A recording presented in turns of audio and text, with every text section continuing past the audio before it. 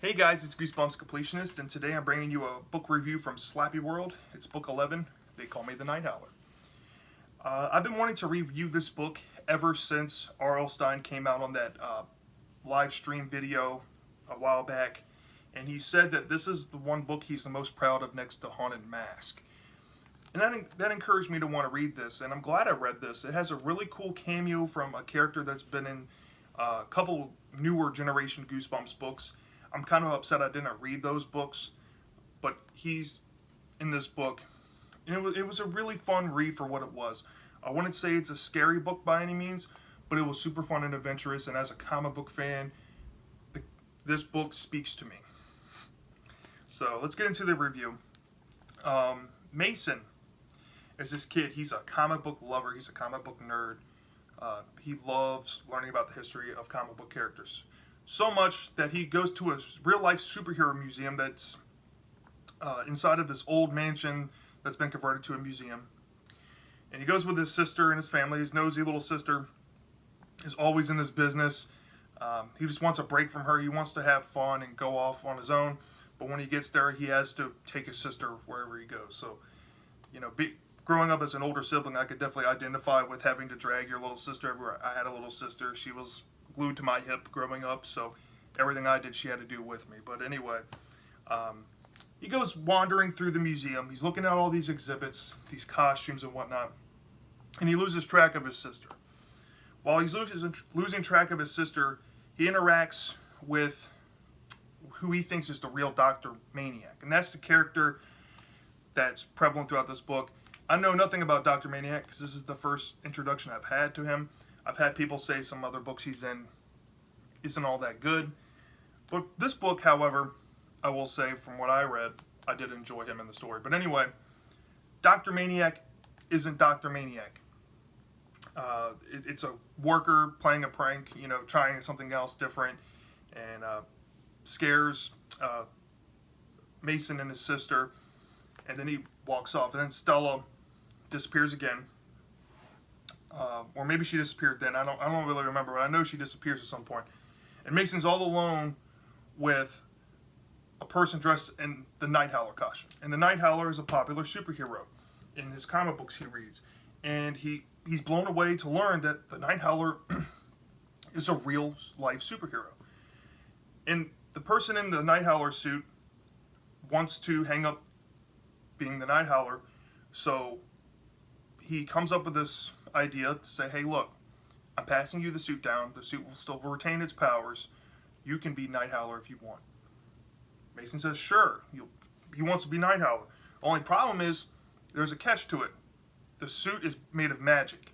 And so is his phone, the magic signal on his cell phone that sends him where to go, who to fight, whatnot. The catch is, nobody can find out that Mason is the Night Howler. And if people find out, whoever finds out, the suit loses power and it's basically just a Halloween costume. So Mason understands that, and he understands the challenge at hand, trying to keep his nosy little sister from learning the truth so he can keep being the Night Howler. So he gets the costume, he goes home, he finds a hiding spot in a leaky floorboard, hides it there, and then his sister almost gets him in trouble, almost ruins his plans immediately. The dad goes up and fixes the floorboard where he hid it in. And then the old Night Howler had a spare costume, comes and saves his costume by putting this. His power involves using like a dark shadow to hypnotize people and get them to do what you want. And that's how they hypnotize the dad to open the floorboard back up so he can get his costume out. And then the plan was Mason was going to go out with the old Night Howler and learn the ropes. Well, the old Night Howler just dips and disappears and says, okay, you got your costume now, bye. So we don't see him for the rest of the book, for the most part. Now, Mason discovers that being the Night Howler is a tough job. You get all these notifications from all these different villains that have different types of powers. Notably, some power, there's one notable villain. There's a couple of fun ones in here. Like there's somebody that has the power of the revenge. There's somebody that's called the Flattener.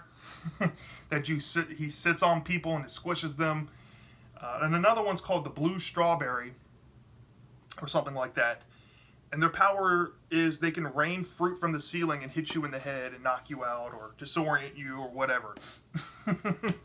R.L. Stine coming up with comic book characters there. I thought those villains were really funny, but the most notable one you need to remember is Blue Strawberry, because this villain, she's constantly there every time Mason's going on his first couple of calls, and she's causing him to lose the fight and the villains get away.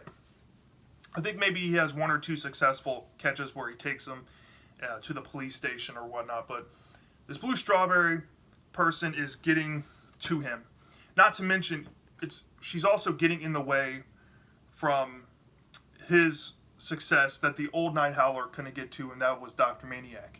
So going back to when the old Night Howler told Mason he wanted to hang up being the Night Howler was because of Dr. Maniac.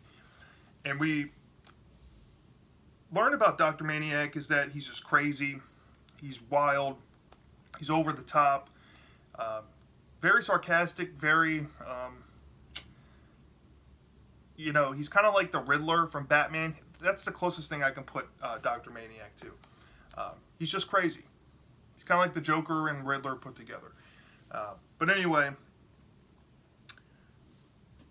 going throughout the story, Mason goes through all these calls and whatnot, and loses here, maybe wins there, loses here, and it all culminates into one final fight with Dr. Maniac.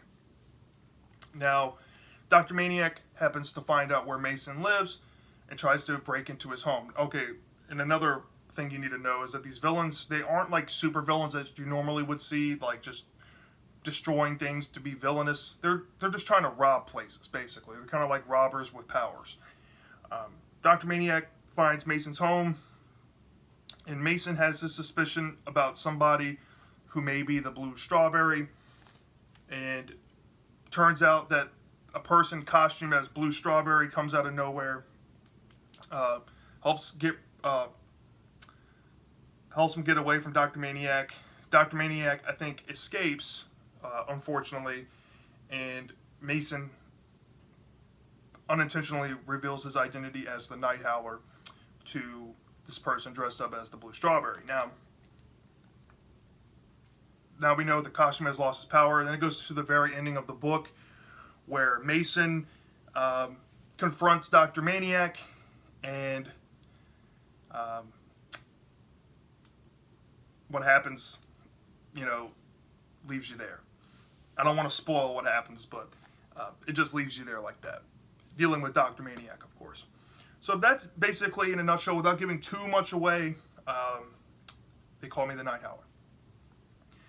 The strengths on this book was the adventure I got from this book. I'm not going to lie, it didn't feel like your typical Goosebumps book where you were scared or frightened or anything. It was a fun adventure book. And the horror that was in it, I guess, was the fear of the unknown. That's the best way I can describe it. The fear of the unknown in Mason's perspective of him not knowing how to be a superhero and him having to lose and accept defeat and then having to go put himself back out there just to lose again. That's a realistic fear. And I think that this book captures that very well. Would I say that it's your typical Goosebumps scare or fear? No. But Dr. Maniac does offer that unsettledness. It does offer you that you're kind of creeped out, but you're not really scared. You're just really creeped out when you're reading the scenes he's in. And then the very ending is also really creepy. But it's also good at the same time because I get Mason's perspective of why he would do it. But anyway, some good scenes in this book. I want to say any scary scenes are in this book. There's just a lot of standout funny scenes or cool scenes. Especially anyone dealing with this Blue Strawberry character is hilarious. Just dropping fruit from the ceiling. It's funny. Dr. Maniac, some stuff was hard to read because it was a little too overboard, but nonetheless, that was pretty entertaining. His interaction with the old Night Howler was really fun. I like that it kind of gave an origin of Mason being the Night Howler. And he's also writing this entire This whole book is centered around him writing a paper about how he became a superhero, and it gets wrapped up near the end until he runs into Dr. Maniac. So, I thought that was a really interesting concept in the book as well. So yeah, a lot of fun things about this book. But I do have one negative, just one, and it's really hurting to this book for me. That is the lack of horror. Like your jump scares, your tense feeling, your suspense feeling, your body horror. You know, typical recipe of Goosebumps is absent in a Goosebumps book like this. That kind of hurts this for me. I wouldn't say it completely tanks the book completely, but I do think it's a big drawback. And normally when I have one huge drawback with a book, it's going to be close to a full point off. I've given this historically in the past with other books in this similar situation. So, and honestly, I feel like this book is just as good as those books of the same grade I'm about to give it.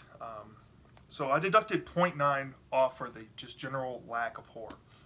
But I still think this book is phenomenal. I still think this book is fun. It will get you hooked. You're not going to want to put this book down if you start reading it. I was addicted to it the moment I picked it up. But to be real, reviewing a Goosebumps book that's centered around horror, this book is just lacking horror. So I gave it a 4.1 out of 5 from a rating scale of 0 to 5 stars. A 4.1 out of 5 is what I think this book deserves. It's above average, very above average Goosebumps book. Way better than some other books out there, I'll tell you that. But I want to say it's one of the best, or I want to say it's an excellent book. I definitely think it's a standout book for what it is, but it has a big drawback with the lack of horror. That's the best way I could put it. And honestly, all ages of Goosebumps readers would love this book. I think the ending is very fun. I think the concept is very fresh. I think everybody would enjoy this, at least in some way. But yeah, that's my review of They Can't Call Me, They Call Me the Night Howler. So let me know what you guys thought about the book. Did you love it or hate it? Let me know in the comment section, and I'll see you next time.